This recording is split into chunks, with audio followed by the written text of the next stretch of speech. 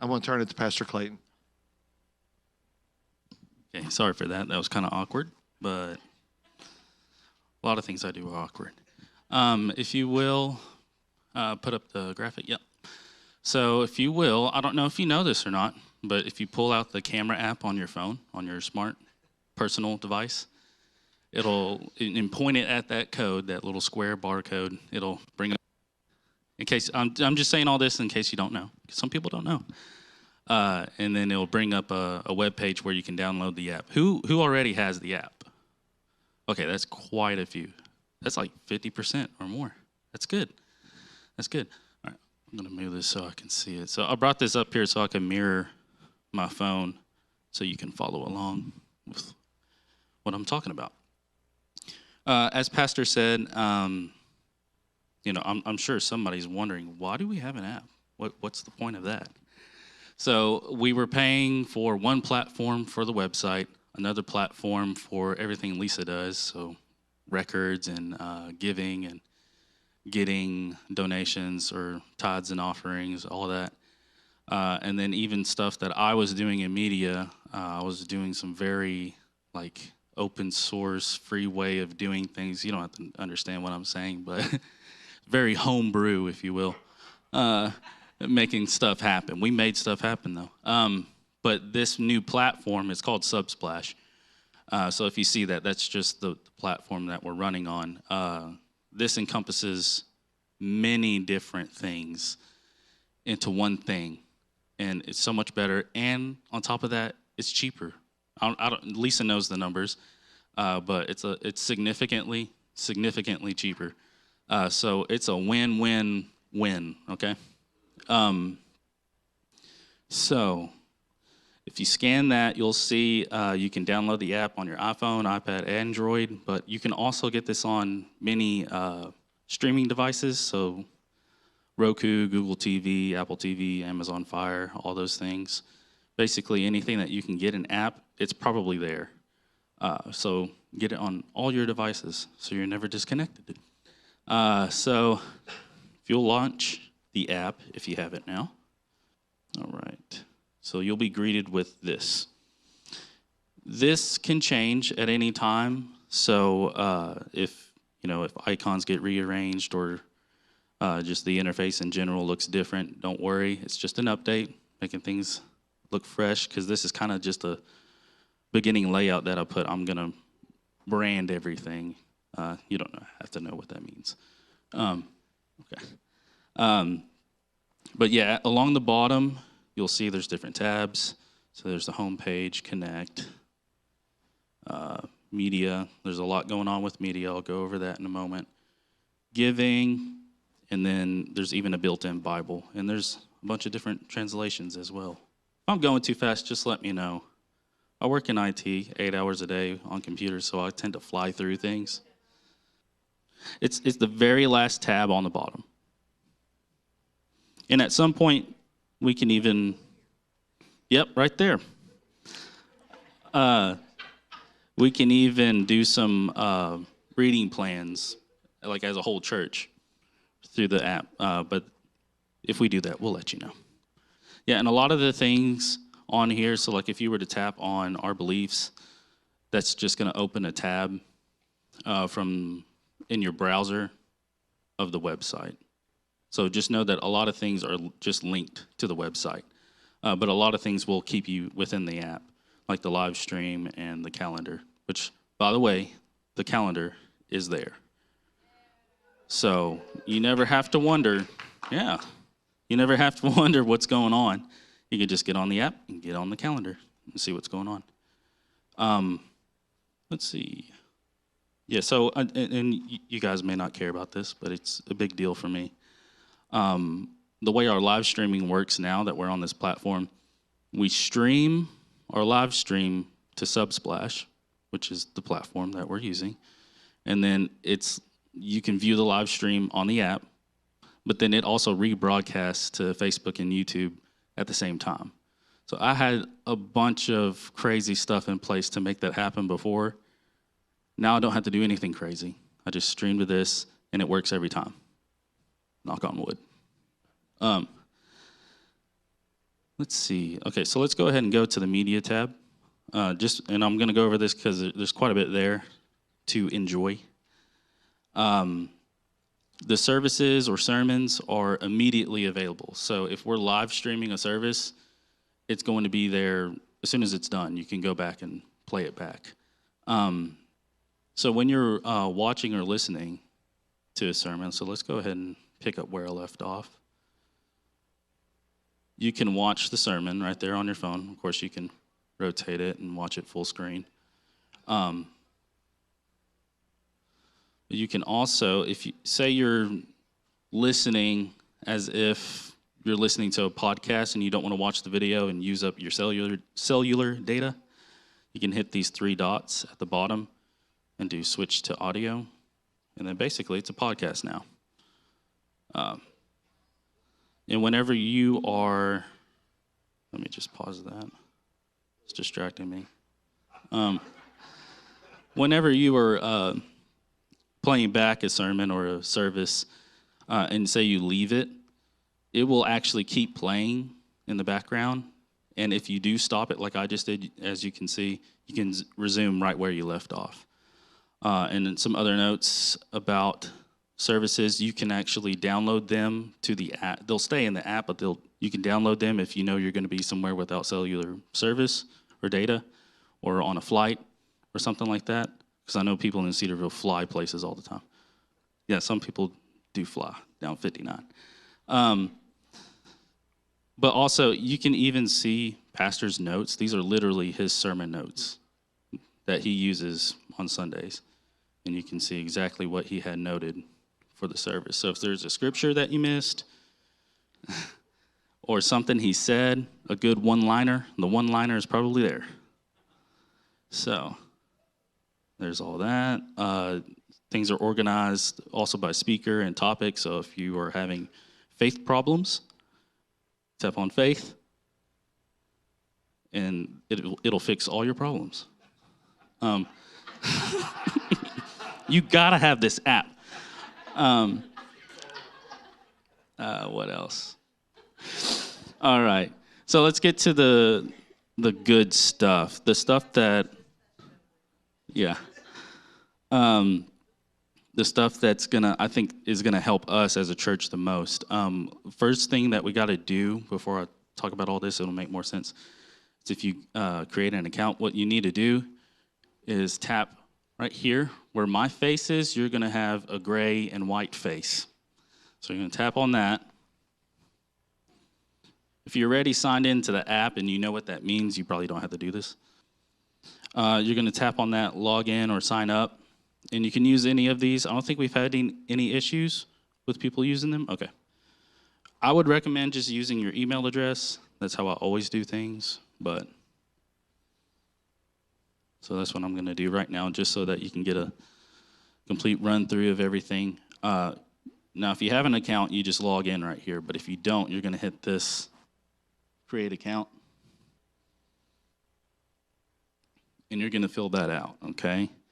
And I recommend that you do upload a profile picture, just so that tells us as admins and other people in the church that this is your account, your active account, even if it's a photo of your dog or your foot or something. Just so that we know this is it. Because I know Sister Lisa had to enter in a bunch of information, and there's a bunch of people there, but it's just their initials instead of a photo, so it may not be in an active account. That's why I say all that. Yeah, that's a big deal. Did everybody get that? So if you're in the system already and you create an account and it doesn't automatically merge with your old one, if you put a photo on your created account that you created, that will tell Sister Lisa that's the active account and that's the account you want to keep. So let me go ahead and sign myself back in. Also, if you do have the app and you're not doing anything right now, you can take a photo of this and then send it to people so that they can download the app too, because you can read a QR code from a photo that's already taken too. So the reason why you need an account in the app is, one, so we can get your money. I mean, it's true. If you go to the giving app and then you fill this out with accordingly, how you want to give, when it brings up, because when you hit continue to give whatever amount, it actually just opens up the giving site on your phone, but you'll already be logged in. So it just makes everything a lot easier for us to get your money.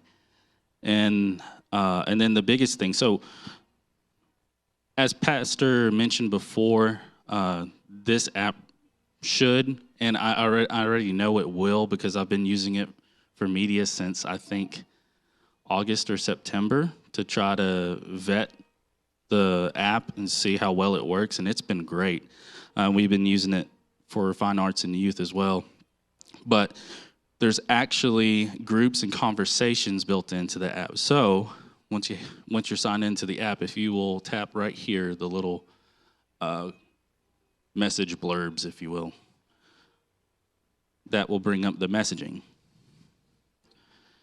And once it loads, you'll see that some of you will already be in conversations and groups because I know that you're in them. And some of you may even be managers of groups already because I know you manage ministries and certain groups.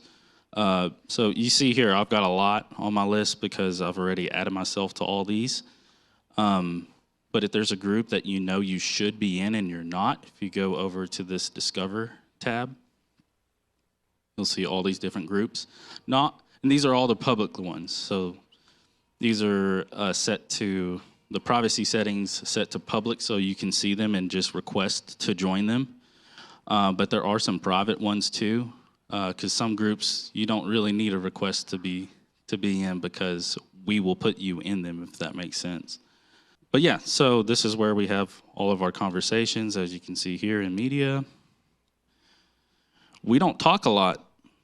I don't know why that's not loading. There we go. But, I mean, this is just today. Yeah, or last couple of weeks. Anyway, it works just like any messaging app. The great thing is we own this. And so, like he mentioned before, we're not having to use some other platform like Messenger where you're already in too many groups and you have a tendency to mute groups. Everything that's coming from the app, don't mute it so that you stay informed. So this is an effort to have better communication in the church and to just streamline everything because everything's all put in one app. So that's basically all I have. Sister Lisa, did you want to talk about anything? Okay. Ooh. All right, so there's several different ways that you can give. If you just want to do a one-time gift, if you click at the very bottom, Give, then you can set up your one-time gift. Or if you scroll across, you can see where you can set up different. So you can say every 2 weeks or twice a month. If I click on like every 2 weeks, see how it gives you a start date? It'll tell you that's the date you're going to start this, and then it'll start scheduling every 2 weeks till you're done. Okay, so the funds I have set up different ways. There's like the tithe and offering. So if you come up here and you have tithe and offering, obviously that's what it is. And then, of course, we have all of our other ones. So purposeful giving is usually like building fund, generous giving, missions, jail ministry, and the church bus ministry, if you want to give to that, because we do use a lot of gas. Just saying. Departmental giving is actually the different departments or groups in the church, like, children's church, fine arts, junior. Most of the ones up top are the more common ones, but if you want to scroll down, there'll be other ones in there. Now, there's a lot of kind of duplicate right now, but that's because when I was merging the accounts, the way that the old system had it set up and the new system had it set up were different. So once I get through the contribution statements of this year, I will get all that cleaned up. It's just right now, if I change the names from the old system, then some people may not, some people like to see what they gave to. So I have to leave that in there so they can actually see what they gave to. So a lot of this down here will get cleaned up so you won't have all that. All right, and then you also have, if you click on your face at the top, when you set it up, this is your profile. and this is what he had you set up. So you can actually do the same thing. You can make a gift here. If you have scheduled gifts, and I'm not going to touch it because it's in your name, but if you have scheduled gifts, this you can go in here and you can see your scheduled gifts, so you can see what you have set up. If you don't see anything, then it's probably not set up. So go ahead, and if you have any questions, you're free to reach out to me anytime. Then the gift history will actually show you your gifts. Now, one of the things that we ran into, again, when I switched systems and I had to import from the old system to the new system, the old imports that came over for some reason are not showing, but they're there on your account. So if you have any questions, you can reach out to me. Now, I did give contribution statements, and I ask each of you to look over those very carefully, because when I merged it, some of it came over and some of it didn't. And what I'm finding out is, like, if you like to give cash, for whatever reason, the new system didn't like the cash donations. So checks and online giving came over great. It's the cash ones that I had problems with, so I might have to give you another contribution statement from the old system as well as the new. But I only have 1 month left on the old one, so the sooner you can do that, the better, because we don't want to keep paying for a system. We want to get rid of it. So, okay, and then you have your payment methods. This is where you can see what you've got set up to pay with and everything else. This is good. When we have notifications that go across, like I did send a notification via app about the contribution statements, you can actually hit your notifications here, and you can go through and see all the notifications, and you'll see right here, there's a contribution statement notification I sent out last Sunday. So, and it will, like Clayton said, ding on your phone. If you've got the app, it will alert. One of the things I told them, and I'm sure they're very aware of, like when we have weather or anything else, the goal is to get all the communication through here. So if you have the phone, then we don't have to go through Facebook and then Messenger and then text message and then all these others. We're hoping to streamline it here so that no one is missed. Okay. Notes, of course, is your notes. Download. This is when, and I don't want to click on it because it might have Clayton's, but I believe that when I have created your contribution statement, it shows to your account to me and Subsplash, and I think it should show in your downloads. Does anyone have that they can confirm? It did? It showed on your downloads? Okay. So when I have completed the contribution statements and you don't know, you can click on your downloads and it should show there to you. Okay? And then, of course, all this other is just, legal stuff I don't want to talk to. Okay, so if you still have a question about your account and you want to go further, you can actually click on that, and then if you scroll down to the bottom, you can actually click at the very bottom, you see online giving. Click on that. There it goes. And it'll actually take you to Subsplash, which you can actually go in there and log in this way. Now, I don't recommend doing that because that gets really confusing. And if you have questions and you have to go that far, I ask that you get with me first and then I'll work through it. But that is one way you can do it if you need to. You can set up as many reoccurring schedules as you want. So if you want to do one for tithes and then you go in and set up a second one for missions, you can. I have several different ones myself. So. And I urge you, yeah, go Lisa. I urge you, especially leaders of ministries, start using the app as soon as you can. As soon as you can get everybody in your groups, start using it and stop using everything else. So everyone needs an app. You still have to get legally married. No, but everyone needs an app, even if you're married, both spouses. You need an account is what I meant to say, not an app. But yeah, start using this as soon as possible. Just think of it as you're getting, the church is getting the most out of their money. The more we use it, the better. That is correct. Now, you do have an option to pay the processing fee yourself. So you can cover, that's a really good point. So if you want the church to get the most money, write a check or give cash, especially if it's a big amount, that amount goes up quickly. But yeah, I think that's all I had. I know that's a lot. And if you have any questions, feel free to hit me up. I'm a busy guy, but I can still help you. There's some things that I still need to fix, for sure. And now that we've had this meeting with everyone, I'll be getting a lot more serious about it. The new church will have better Wi-Fi. Hey, look at all those join requests. So this is media. If you will tap on the photo for the group, you'll see managers and members. So go to members, and this is how you add people. I know it says by name, phone number, or email, but just try to find their name. I'll just do, because she's right in front of me, Kathy Stone. No, Stockton. She got married a long time ago.